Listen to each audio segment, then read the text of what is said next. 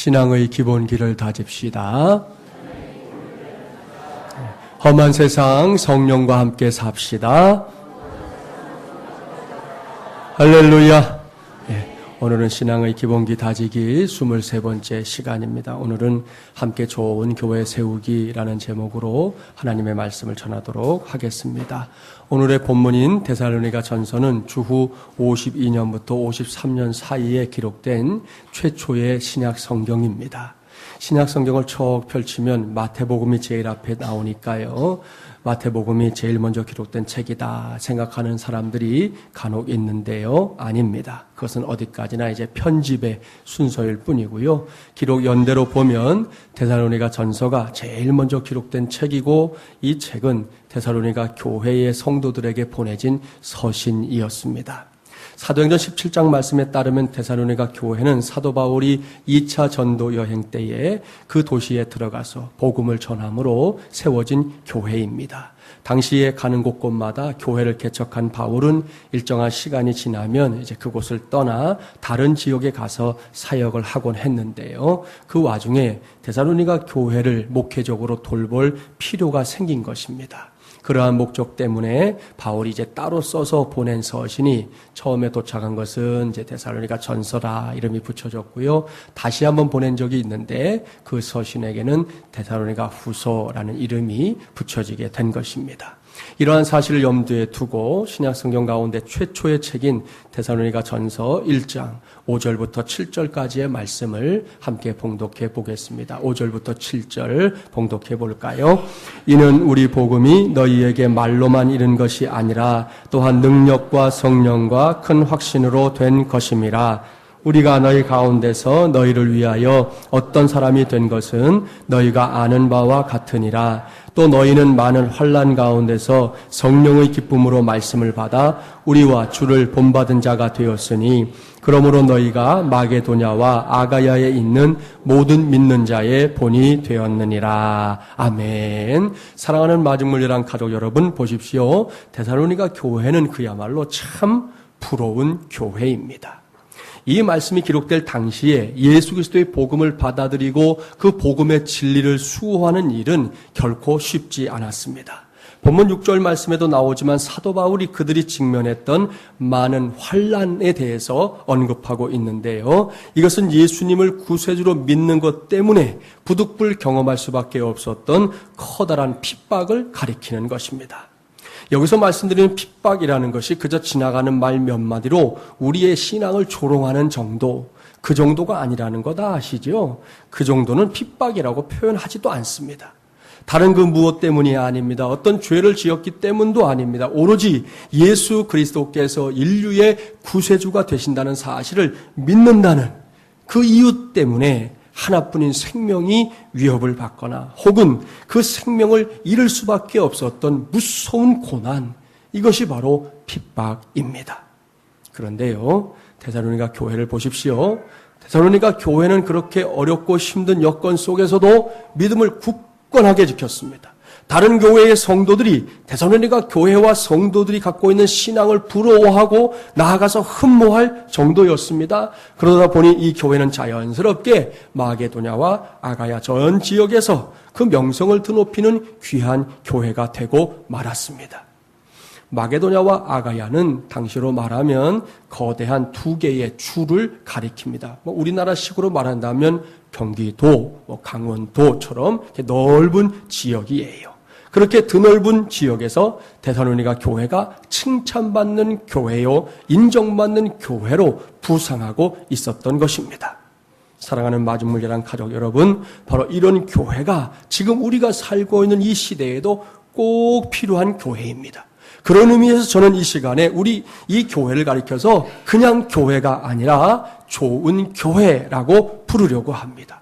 아울러 그 좋은 교회가 우리 마중물이란 교회의 또 하나의 이름, 또 하나의 별명이 될 수 있기를 간절히 바랍니다. 그러려면 여기서 질문해야 합니다. 데살로니가 교회가 도대체 어떤 교회였기에 그 어렵고 힘들었던 핍박의 시절에도 하나님과 사람들에게 인정받고 칭찬받는 교회, 그야말로 좋은 교회가 될 수 있었을까요? 여러분이 평소에 생각하는 좋은 교회, 어떤 교회입니까? 어느 교회에 새 가족이 등록을 해서 목사님이 신방을 갔어요. 그 가정은 이제 이 교회에 오기 전에 뭐 장로교회도 가보고 침례교도 가보고 오순절파 교회에도 이렇게 출석을 해봤던 그런 경험을 갖고 있었습니다. 그리고 남편은 아내에 비해 신앙생활을 열심히 하지 않는 사람이었습니다. 목사님께서 이제 대화를 부드럽게 이끌어가기 위해 남편에게 질문을 했어요. 선생님, 말씀을 들어보니 그동안 여러 교파, 여러 교회를 다녀보신 것 같은데 선생님께서는 어느 교파, 어느 교회가 제일 좋으시던가요? 그렇게 질문하니까 이 남편이 잠시 생각에 잠기더니 이렇게 대답했습니다. 네, 목사님. 저는 개인적으로 빨간 벽돌로 지은 교회가 제일 좋던데요. 그렇게 대답을 했다는 거예요. 동문서답이라 그러죠. 여러분, 제가 이 시간에 원하는 대답이 이런 대답 아니라는 거 아시죠? 제가 드린 질문을 다시 떠올리세요. 어떤 교회가 하나님과 사람들에게 인정받고 칭찬받을 수 있는 교회인가? 어떤 교회가 진정으로 좋은 교회인가? 이 질문에 대한 답을 오늘 주신 말씀 속에서 찾아낼 수 있습니다. 본문 3절과 4절 말씀 우리 함께 봉독해 보겠습니다. 3절 4절입니다. 너희의 믿음의 역사와 사랑의 수고와 우리 주 예수 그리스도에 대한 소망의 인내를 우리 하나님 아버지 앞에서 끊임없이 기억하미니 하나님의 사랑하심을 받은 형제들아 너희를 택하심을 아노라. 아멘. 할렐루야. 이 말씀 속에 해답이 들어 있습니다. 데살로니가 교회가 좋은 교회가 될 수 있었던 비결이 바로 이 말씀 속에 고스란히 들어있다는 말씀입니다. 오늘 우리가 그것을 찾아내는 것을 우리의 신앙의 기본기로 삼으려고 합니다. 이제부터 하나씩 찾아볼게요. 첫 번째 비결은 데살로니가 교회가 믿음의 역사가 왕성하게 일어났던 교회였기 때문입니다. 믿음의 역사, 이것을 꼭 기억하십시오. 영어 성경으로 보면 이 work, produced by faith라고 번역하고 있는데요. 무슨 뜻일까요? 믿음에 의해서 벌어진 일, 믿음에 의해서 만들어진 작품, 또 믿음으로 인해 생겨진 사건 등등으로 번역해 볼 수가 있습니다. 그렇습니다. 이것이 믿음입니다. 여기서 반드시 기억하십시오. 믿음은 결코 추상적인 어떤 관념이 아닙니다. 단순하게 혹은 뭐 대수롭지 않게 우리 그렇게 말할 수 있잖아요. 나 그거 믿어. 내가 뭐를 믿어. 라고 말하는 정도가 아니라는 거예요. 또한 믿음은 결코 정체된 것이 아닙니다. 믿음은 움직이는 것입니다. 무엇인가 일을 저지르는 것입니다. 사건을 만들어내는 것입니다. 저는 이와 같은 말씀 묵상을 통해 나름대로 믿음에 대한 정의를 갖고 있어요. 따라해 볼까요? 믿음이란 사건을 경험하는 것이다. 할렐루야. 이것이 믿음의 역사라는 표현을 풀이한 것입니다. 데살로니가 교회가 바로 이러한 일들이 왕성하게 일어났던 교회였다는 말씀이에요. 여러분, 하나님의 말씀인 성경을 펼쳐서 여기저기 그저 나름대로 이렇게 정하고 읽어보십시오.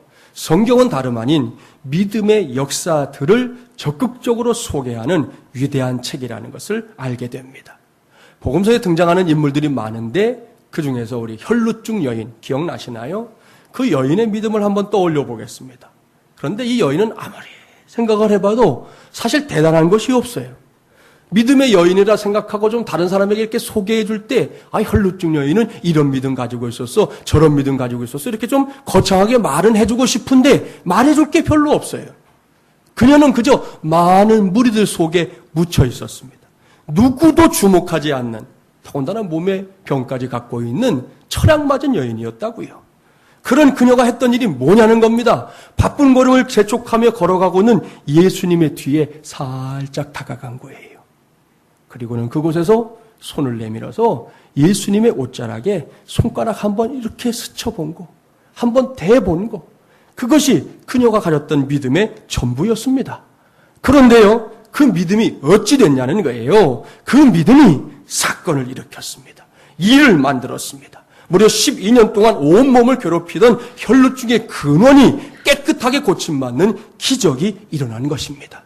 이것이 바로 믿음의 역사라고 하는 하나님의 말씀이 우리에게 가르쳐주는 믿음의 실체입니다. 이러한 믿음의 역사는 성경에만 있는 것도 아니에요. 한 달이면 평균 15일은 싸우는 한 부부가 있었습니다. 평소에 술 마시기를 좋아하고 싸움을 일삼는 남편과 함께 사는 부인의 얼굴 어땠겠어요? 늘 어두웠습니다. 그런데 사촌 언니의 전도로 그 부인이 신앙생활을 시작하게 됐습니다. 먼저 교회에 나온 부인이 하나님의 말씀을 듣는 중에 큰 은혜를 받았습니다. 우리도 체험한 일이지만 내가 먼저 은혜를 받고 나면 어떻게 됩니까? 나 혼자 은혜 받아서 좋다고 그 은혜를 어딘가에 꽁꽁 숨겨두나요? 아니죠. 은혜를 받으면 제일 먼저 나타나는 공통적인 현상, 그것은 나 아닌 다른 사람에게 그 은혜를 증거하고 싶어 한다는 것입니다. 이 부인도 다르지 않았습니다. 그녀는 제일 먼저 그야말로 왼수 같은 남편을 전도했습니다. 아내는 지혜를 발휘해서 이제 곧 다가오는 자기 생일을 앞두고 남편에게 생일 선물 다른 거 다 필요 없다. 내가 교회 나가는 거 당신도 알지 않느냐? 나와 함께 교회에 나가자. 그것도 뭐 내가 많이도 부탁 안 한다. 딱 한 번만 나가자. 그렇게 이제 이야기를 했어요.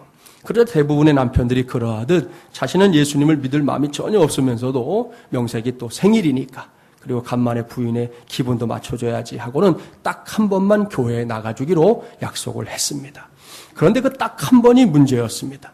그날 목사님께서는 예수님을 믿으려면, 기왕에 예수님 믿으려면 화끈하게 믿어야 한다 하는 내용으로 설교를 했어요. 목사님이 설교하면서 얼마나 많은 단어를 사용했겠어요. 그런데 그 하고 많은 단어 중에 그만 이 화끈이라는 말 한마디가 남편의 마음에 딱 꽂혀버렸습니다. 그러니까 화끈이라는 단어가 이 남편에게는 믿음의 역사를 일으키는 씨앗이 됐던 것이죠. 그는 그 다음 주일부터 화끈하게 가게 문을 닫고 교회에 나오기 시작했습니다. 화끈하게 마시던 술 끊었습니다. 화끈하게 싸움도 하지 않았습니다. 교회 와서는 화끈하게 찬송하고 화끈하게 기도하고 화끈하게 전도하고 화끈하게 봉사하고 화끈하게 헌금도 했습니다. 예배당 건축할 때는 화끈하게 집을 팔아 헌금까지 했다고 그래요. 이렇게 신앙생활 화끈하게 하다 보니 시간이 좀 지나서 장로 투표를 하는데 그만 화끈하게 1등으로 당선이 됐어요. 이분이 누구냐? 지금은 장로님도 아니고 목사가 되어서 충남 금산에 있는 상리 장로교회를 섬기고 있는 김동환 목사님이라고 하는 분의 간증이에요. 일찌감치 뭐 어려서 예수 믿은 것도 아니고 부인의 그냥 공고를 따라서 딱 한 번 갖게 그 한마디에 코가 딱 꿰가지고는, 그리고는 화끈이라는 단어에 확 꽂혀가지고는, 그리고는 목사가 돼서 지금 사역을 하고 있는 중에 있습니다. 얼마나 놀랍고 화끈한 믿음의 역사입니까? 사랑하는 마리물려란 가족 여러분, 이와 같은 일들이 바로 믿음의 역사들입니다. 하나님께서 우리의 믿음을 통해 일하시고 역사하시는 그 모든 것들이 다 믿음의 역사들입니다. 믿음의 사건들입니다. 데살로니가 교회 안에서는 이런 일들이 일어났다는 것이죠. 그것도 가물에 콩난 듯? 아니요. 이런 일들이 많이 일어났다는 것입니다. 그러다 보니 그 교회가 자연스럽게 좋은 교회로 소문이 나게 되었다는 것이지요. 이제는 저와 여러분, 우리의 몫입니다. 저와 여러분의 믿음이 우리 교회를 믿음의 역사들로 소문난 좋은 교회가 되게 하는 축복의 통로가 되기를 주님의 이름으로 축복합니다. 두 번째로 데살로니가 교회가 좋은 교회가 될 수 있었던 것은 그 교회 안에 사랑의 수고가 풍성하게 있었기 때문이었습니다. 사랑의 수고, 이건 역시 저와 여러분이 우리 마중물 열람교회를 좋은 교회로 세우기 위해서는 반드시 감당해내야 할 내 개인의 몫이기도 하고 우리 모두의 몫입니다. 이미 알고 있는 대로 사랑은 우리 주님께서 이 세상에 오셔서 모든 사람들에게 가르치고 또 가르치셨던 이 메시지의 핵심 아닙니까?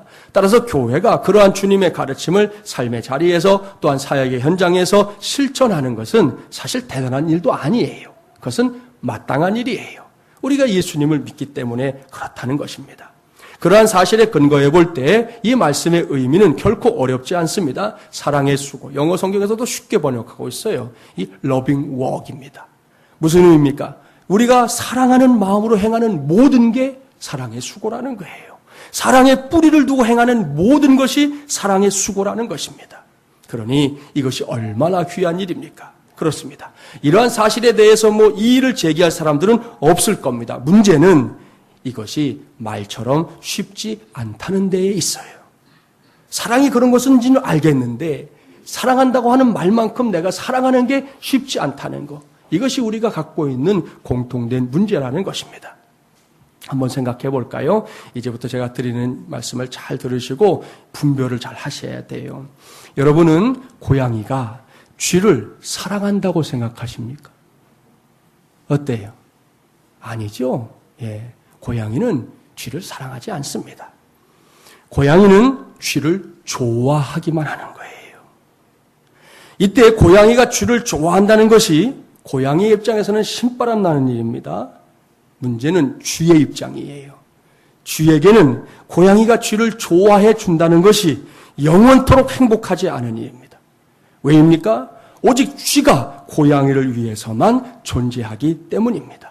만약 고양이가 쥐를 사랑한다고 말할 수 있으려면 어떻게 해야 되느냐? 고양이 역시 쥐를 위해 존재할 수 있어야 합니다. 고양이가 쥐를 사랑한다면 쥐를 해치거나 잡아먹는 일을 하지 않아야 한다는 것이죠. 그러나 우리가 아는 대로 고양이는 오늘 이 시간에도 쥐를 좋아합니다. 그것도 열광적으로 좋아합니다. 나타나기만 하면 눈이 뒤집힙니다. 얼마나 좋아하는지 모릅니다. 왜요? 쥐를 잡아먹어야만 내가 행복하기 때문입니다. 이렇게 좋아한다는 것은 단지 나의 행복을 위하는 경우가 많습니다. 그러나 사랑한다는 것은 서로의 행복을 위하는 경우를 말합니다. 이해가 되시죠? 이게 잘 이해가 되셔야 돼요. 누구나 자신의 행복을 위하는 거 당연한 일이죠. 어린 꼬맹이들도 알아요. 가르쳐주지 않아도 내가 내 행복을 위하는 마음이 다 있어요. 그러나 우리가 사랑을 말하려고 한다면 사랑은 반드시 거기서 더 나아가야 합니다. 상대방이 나를 위해서만 존재하는 것에서 나도 상대방을 위해서 존재하는 것으로 나아가야 한다는 말씀입니다. 거기까지 가야 사랑이에요. 내가 혼자서만 막 사랑하는 거는 사랑이 아니에요. 그냥 좋아하는 거예요. 내가 좋으려고, 내가 행복하려고. 상대방이 나를 위해 존재한다는 것을 자꾸만 각인시키려고 좋아하는 것일 뿐인 거예요. 사랑은 그게 아니다는 거지요. 저 사람이 나를 위해 존재하듯 나도 그 사람을 위해 존재하는 거. 그게 사랑입니다. 그러한 사실을 깨닫게 해주는 한 기사를 여러분에게 읽어드리려고 그래요. 작년 4월에 일간지에 실렸던 기사인데요. 잘 들어보세요. 누나, 그냥 나 내려줘. 이러다 누나 죽으면 안 되잖아.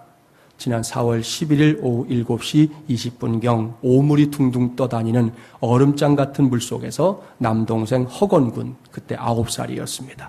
허건군이 누나 허민양 11살이었어요.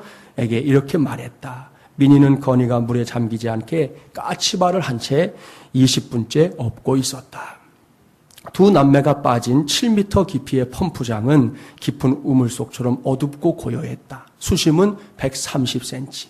키 153cm인 누나는 목까지만 물이 차올랐지만 140cm인 동생은 업히지 않으면 숨을 쉴 수 없었다. 누나는 7m 위의 허공을 향해 살려주세요 라고 고함을 쳤다. 하지만 아무 대답이 없었다. 누나는 등에 업힌 동생에게 어른들이 구해줄 거야 라며 안심시켰지만 추위와 공포에 몸을 바들바들 떨었다. 동생과 함께 아래로 추락할 때 어깨와 허벅지를 심하게 부딪혀 통증이 느껴졌다. 하지만 등에 업고 있는 동생이 흘러내릴까 봐 몸을 움직일 수 없었다. 남매가 구출된 건 추락한 지 50분 만이었다. 민희의 얼굴은 하얗게 질렸고 입술은 파랬다. 건이는 이마에서 피가 났다. 민희는 떨어진 뒤 동생이 허우적거려 얼른 업어야 한다는 생각만 들었다며 학교 갈 때도 동생을 항상 데리고 다니는데 많이 다치지 않아 정말 다행이라고 했다. 동생이 오른쪽 어깨에 턱을 50분 동안이나 괴고 있었던 탓인지 12일에 병실에서 만난 민희는 오른팔이 불편한 상태였다. 건이는 누나 곁을 떠나지 않으며 이렇게 말했다. 다시는 허락 없이 위험한데 안 갈 거야. 누나 사랑해. 사랑하는 마중물이란 가족 여러분, 이것이 사랑이에요. 그야말로 위대한 사랑입니다. 자기 자신보다 동생을 더 위해 줄 줄 알았던 이 허민이라는 친구의 그 사랑 말입니다. 이것이야말로 오늘 주신 말씀이 가르쳐주고 있는 사랑의 수고입니다. 데살로니가 교회와 성도들 이것을 잘 해냈다는 것이죠. 극도의 이기주의가 판을 치는 요즘처럼 그들은 살지 않았습니다. 교회 안팎에서 무엇을 하든지 그들은 상대방의 입장에서 상대방의 유익과 상대방의 행복을 먼저 생각하는 사람들이었습니다. 내 잣대를 들이밀기 전에 상대방의 상황을 먼저 이해하려고 애썼던 사람들이라는 말씀이에요. 그러니 사도 바울이 기도할 때 이러한 데살로니가 교회 성도들의 모습이 떠오른 것은 어쩌면 당연한 일일지도 모릅니다. 이제는 저와 여러분, 우리 교회가 그럴 수 있어야 합니다. 이 시간 담임 목사로서 신신당부합니다. 정말이지 사랑 말로만 하면 안 됩니다. 말로 하는 건 어디 가든 들을 수 있잖아요. 유행가만 틀어도 사랑 얘기 나오잖아요. 힘들겠지만 어려울 때도 종종 있겠지만 자꾸만 상대방의 입장이 되어보려고 해야 합니다. 상대방의 입장이 돼서 그 사람의 마음을 살피고 생각을 살필 수 있어야 합니다. 그러면 우리의 대인관계는 매우 원만해질 수밖에 없습니다.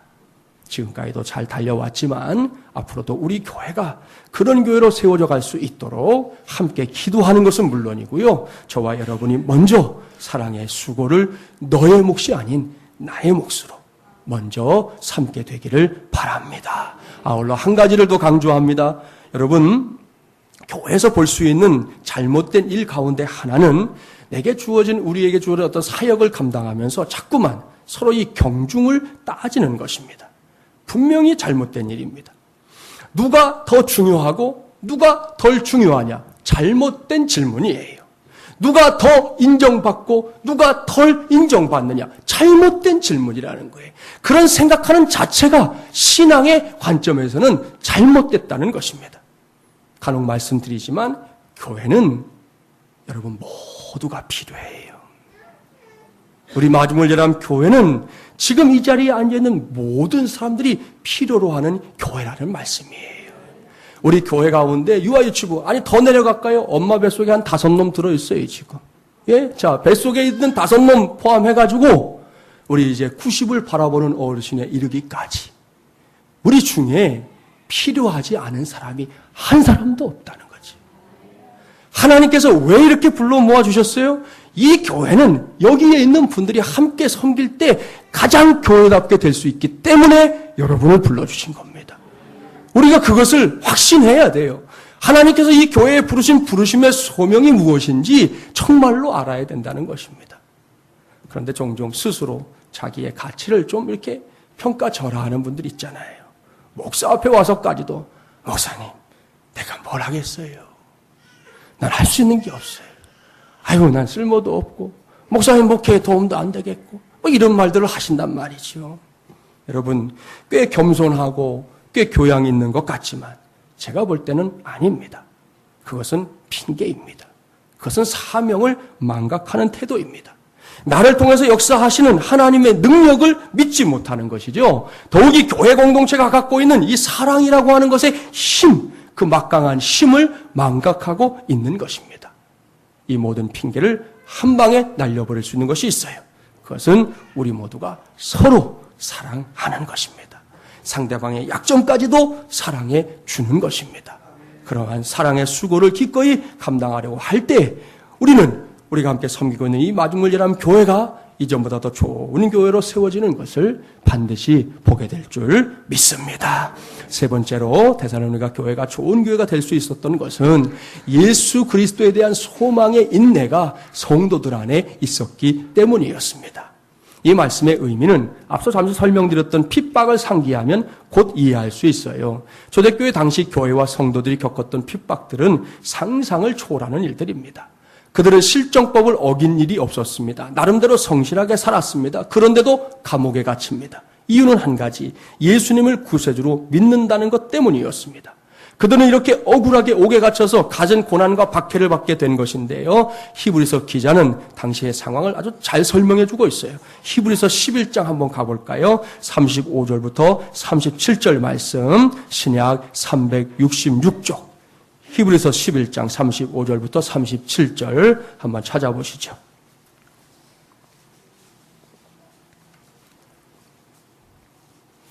35절부터 37절 함께 봉독해 보겠습니다.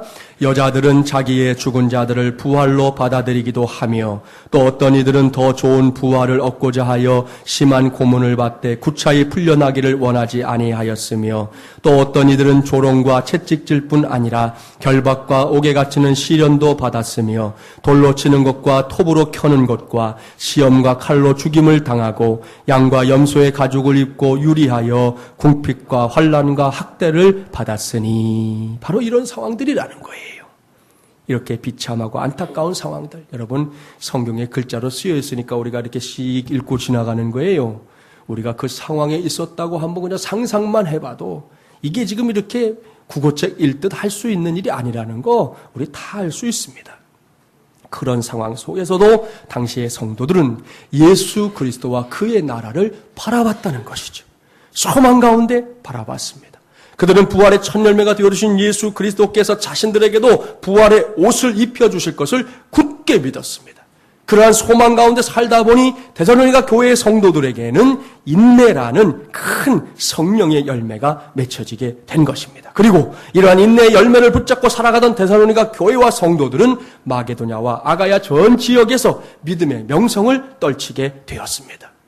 이러한 소망의 인내는 오늘을 살아가는 저와 여러분에게도 매우 소중한 삶의 열매입니다. 꼭 필요한 믿음의 열매입니다. 따라서 저와 여러분 역시 그 열매를 우리의 인생 속에서 거두되 풍성하게 거둘 수 있어야 할 것입니다. 그 과정에서 우리 모두에게 꼭 필요한 것이 있습니다. 그것은 분별력입니다.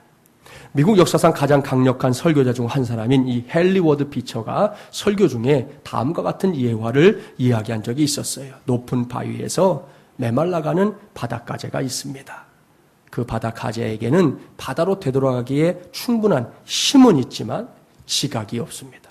그래서 바닷물이 자신에게 되돌아오기만을 기다릴 뿐입니다.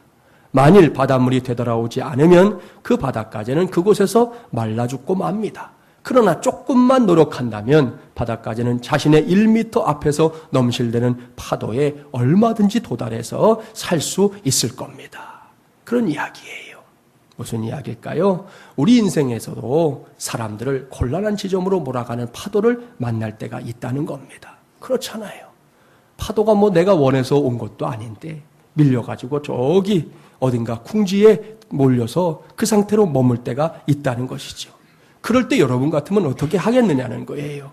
만일 그와 같은 상황에서 사람들이 파도가 밀어닥친 지점에 벌렁 누워가지고는 어떤 거대한 파도가 찾아와서 자신들을 싣고 부드러운 물속으로 다시 인도해 줄 것만을 막연하게 바라보고만 있다면 그들이 바라는 기회는 결코 오지 않을 것입니다.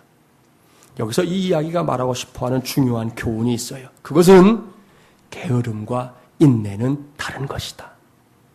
잘 분별해야 됩니다. 여러분, 게으른 것을 인내라고 착각하면 안 됩니다. 게으른 것을 인내라고 오해하면 안 됩니다. 잊지 마십시오. 게으름은 정말로 아무것도 하지 않고 아무것도 기대하지 않고 스스로를 아무것도 아닌 존재로 만들어 버립니다. 그러나 인내는 저와 여러분이 기다리고 있는 그것이 반드시 실현되리라는 소망을 가지고 사는 것이죠. 소망을 가지고 일하는 것입니다. 설사 그렇게 되지 않더라도 계속 그 일을, 그 삶을 감당해 나가는 것입니다. 이것이 진짜 인내입니다. 이러한 인내를 배울 수 있는 좋은 신뢰가 있어요. 구소련 시절에 한인들이 강제 이주를 당했던 역사적인 사건 아시는 분들이 있을 거예요. 한인들이 러시아로 이주하게 된 것은 1863년부터 시작됐는데요. 예나 지금이나 러시아의 한인들은 부지런하고 적응력이 매우 강합니다. 이런 한인들을 이제 중앙아시아에 가면 고려인이라고 부른다는 거 들어보셨죠? 저도 우즈베키스탄에 가서 고려인들 만나봤는데요. 아무튼 이분들 참 대단한 분들이에요. 훗날 소련은 여러 가지 정치적 이유를 내세워 이러한 고려인들을 교묘히 이용했는데요. 먼저 연해주 일대의 미개간지, 아무도 손대지 않은 미개간지에 고려인들을 보내서 그곳을 강제로 개척하게 한 후에 이 개간지가 쓸만해지니까 바로 그 땅을 빼앗아 버렸습니다. 그러다가 1937년부터는 일방적으로 중앙아시아의 미개간지 있는 지역으로 고려인들을 계속 추방시켰습니다. 우리가 잘 들어봤던 블라디보스톡에서 이 타슈켄트까지의 고려인 강제 이송 사건이 바로 그것인데요. 그들은 부동산은 말할 것도 없고 동산, 가축 그 어느 거 하나 가져가지 못하도록 단 한 가지도 가져갈 수 없도록 몸만 달랑 보내는 거예요. 40일 동안 기차를 타고 갑니다, 여러분. 40일 동안 기차를 타고 가서 카자흐스탄 집 한 채 없는 허허벌판에 버려진 고려인들, 거기서 땅굴을 파고요, 민들레와 야생식물 등을 의지해서 허기진 배를 채웠습니다. 그리고 이들이 그래도 몰래 가지고 왔던 3가지 작물이 있었어요. 밀, 귀리, 완두콩. 요 3가지를 이분들이 몰래 가지고 와가지고는 새로운 정착지에 심었습니다. 그런데요, 이 씨앗이 열매를 맺기 시작했습니다. 그 열매가 맺혀졌을 때 이 카자흐스탄 사람들은 난생 처음 보는 작물인 거예요. 자기들은 본 적이 없는 이상한 작물을 고려인들이 와서 키우는 것을 보고 놀라워했다는 것이죠. 결국 고려인들이 가져간 이 한 줌의 씨앗은 당장 먹을 수 있는 한 자루의 식량보다 생명력 있는 장래를 약속해주는 놀라운 능력을 발휘했던 것입니다. 이처럼 씨앗은 무한한 생명의 에너지와 폭발하려고 하는 신비한 힘을 가지고 있는 것입니다. 빨리빨리 익숙한 세상 속에서 살고 있는 우리 모두는 반드시 이 씨앗에게서 배워야 합니다. 씨앗은 함축된 생명이고요, 무엇보다 인내의 상징입니다. 또한 씨앗은 그 인내 가운데 그것을 기다리면 그 미래에 뭔가를 보여주는 미래의 이야기이기도 하고요, 생명을 한없이 뻗어오르게 하는 소망의 뿌리가 되기도 합니다. 사랑하는 마중물리랑 가족 여러분, 바로 여기에 하나님의 종된 우리 모두의 정체성이 숨어 있습니다. 저와 여러분, 우리 모두는 예수 그리스도의 보혈의 능력으로 씻김을 받고 영생을 약속받은 하늘의 귀한 씨앗들인 줄 믿습니다. 우리 모두는 바로 그와 같은 존재라는 사실을 기억하고 저 바깥 세상을 보자는 것이죠. 씨앗 하나가 열매가 되어 추수하기까지 얼마나 많은 어려움들을 통과해야 하는지 모릅니다. 그 과정 하나하나에 충실했을 때에만 결국 씨앗은 많은 열매를 맺는 것이죠. 씨앗이 자라가는 과정에서 이건 힘들어서 안 해, 저건 귀찮아서 안 해, 이것은 나 몰라, 그렇게 했다가는 그 씨앗은 절대로 열매가 되지 못하는 것입니다. 우리도 마찬가지입니다. 저와 여러분, 우리 모두는 가장 잘 여물고 싱싱한 발화 능력을 가진 예수님의 생명을 덧입은 약속의 씨앗들이 되어야 합니다. 그리고 놀라운 수확을 위해 기꺼이 내 자신을 던질 수 있어야 합니다. 바로 거기에서 열매가 맺히는 것이지요. 그리고 이를 위해 꼭 필요한 것이 바로 이 소망의 뿌리를 둔 인내라는 것입니다. 이를 명심하고 앞으로 그 인내의 열매를 거두되 할 수 있는 한 풍성하게 거두어드리는 인생의 주인공들 되시기를 주님의 이름으로 축복합니다. 그리할 때 우리 교회는 또한 좋은 교회가 될 줄 믿습니다. 여기까지 저는 여러분과 함께 우리 교회를 좋은 교회로 세워가는 길을 찾아봤습니다. 여기서 우리가 꼭 기억해야 할 슬로건을 하나 말씀드리려고 그래요. 따라 하실까요? 인생의 방황은 예수를 만나면 끝나고, 신앙의 방황은 좋은 교회를 만나면 끝난다. 할렐루야. 네, 동의가 되시나요? 네, 정말 그렇습니다. 말씀을 마치기 전에 이 슬로건을 꼭 기억해 두세요. 그렇습니다. 무엇보다 우리 모두는 예수 그리스도를 늘 새롭게 만나며 살아야 합니다. 예수 믿는 분들이 종종 이 말 가운데 좀 실수하는, 가능한 그런 말들은 좀 줄이면 좋은데 자꾸만 많이 하게 되는 말이 있어요. 그게 뭐냐면 왕년에, 예년에, 그래도 한때는 뭐 이런 말들이에요. 과거에 우리의 신앙의 경험들이 별거 아니다, 그런 의미가 아닙니다. 중요하지요. 저한테도 고등부 때 수련회 가서 주님 만났던 추억, 그거 굉장히 중요해요. 그거 잊어버릴 수 없죠. 가볍게 생각할 수 없죠. 그거 중요하다는 거 인정합니다. 그런데 그럼에도 불구하고 우리의 신앙은 항상 현재형이어야 한다는 것입니다. 과거에 받은 은혜 귀하고 그 은혜 때문에 내가 구원받았지만 오늘을 살면서 내가 오늘 누리고 있는 은혜에 대한 고백이 하나도 없다. 그게 문제라는 거예요. 왕년에 받은 은혜 이야기하는 거 좋지만 오늘 받은 은혜도 이야기할 수 있어야 된다는 것이죠. 어제 받은 은혜가 귀합니까? 감사한 일입니다. 그러나 그 은혜로 오늘을 사는 건 아닙니다. 오늘은 오늘의 은혜가 꼭 필요합니다. 그런 의미에서 오늘 이 시간이 저와 여러분 모두가 다시금 주님을 새롭게 만나는 시간 되기를 주님의 이름으로 간절히 축원합니다. 아울러 좋은 교회를 만나는 것 역시 우리 인생에 있어서 매우 중요한 과제예요. 그렇기 때문에 그 좋은 교회가 너무 멀리 있게 하면 안 됩니다. 그러면 그 교회를 찾아다니느라 사람들이 얼마나 힘이 들겠어요. 좋은 교회가 멀리 있으면 그곳을 찾아가느라고 시간도 허비하고 힘도 허비하고 여러분 얼마나 애를 써야 되겠냔 말입니다. 그렇습니다. 다른 교회도 좋은 교회지만 지금 우리가 섬기고 있는 마중물이라는 교회, 우리 교회가 꼭 좋은 교회가 되어야 하는 이유가 바로 거기에 있습니다. 우리 교회가 이 지역에서 좋은 교회 되면 어떻게 되겠어요? 이 지역에 사는 사람들부터 좋은 교회를 찾아 헤매느라고 수고할 필요가 없잖아요. 살구묘지 사거리, 1층에 피자헛은 사라지고 할매 순댓국이 찾아온 건물, 4층으로 올라오기까지 지하에는 걸스바, 1층은 할매 순대, 2층은 아시죠? PC방, 3층은 아시죠? 기원과 당구장, 그 다음에 교회 이어라 하는 곳에, 거기에 좋은 교회가 있다라고 하는 것만으로도 이 지역에 있는 사람들에게 불필요한 수고를 하지 않게 하는 길이 될 수 있다는 말씀입니다. 지난 3년여의 시간 동안 잘 해오셨습니다. 감사합니다. 이제 8월달 되면 우리가 창립 3주년 맞이하게 되는데 잘 달려왔어요. 앞으로는 더 잘할 수 있기를 바랍니다. 우리 교회를 데살로니가 교회처럼 믿음의 역사와 사랑의 수고 그리고 소망의 인내가 풍성하게 자리 잡고 있는 교회로 세워가기를 바랍니다. 그래야 할 때 이제 우리 교회를 찾아오는 사람들은 누구나 알게 될 것입니다. 우리 교회가 좋은 교회라는 사실을 알게 될 줄 믿습니다. 그렇게 되면 그 순간까지 신앙의 방황을 하던 사람들이라도 바로 이곳에 믿음의 뿌리를 깊이 내릴 수 있는 결단을 하게 될 것입니다. 이 귀하고 복된 역사를 그 아름답고 놀라운 이 만남의 축복을 앞장서서 감당해 나가는 우리 모든 마중물이란 가족들이 되기를 주님의 이름으로 간절히 축원합니다.